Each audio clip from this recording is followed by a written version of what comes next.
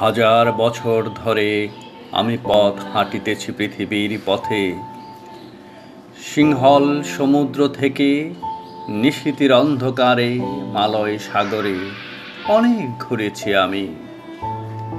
বিম্বিসার অশোকের ধূসর জগতে সেখানে ছিলাম আমি।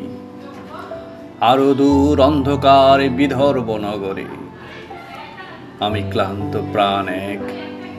চারিদিকে জীবনের সমুদ্র সাফেন আমারে দুদণ্ড শান্তি দিয়েছিল নাটোরের বনলতা সেন।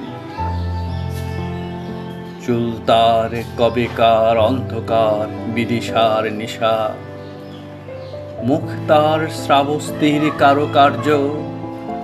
অতি দূর সমুদ্রের পর হাল ভেঙে যে নাবিক হারায়াছে দিশা। সবুজ ঘাসের দেশ যখন সে চোখে দেখে দারুচিনি দ্বীপের ভিতর, তেমনি দেখেছি তারে অন্ধকারে। বলেছে সে, এতদিন কোথায় ছিলেন?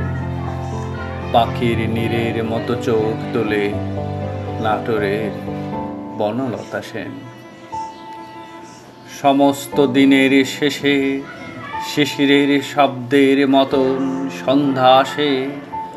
ডানার রৌদ্রের গন্ধ মুছে ফেলে চিল।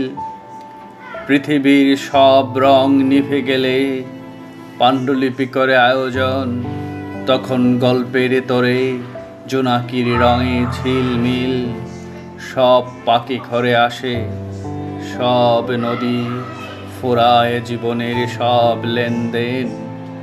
থাকে শুধু অন্ধকার, মুখোমুখি বসিবার বনলতা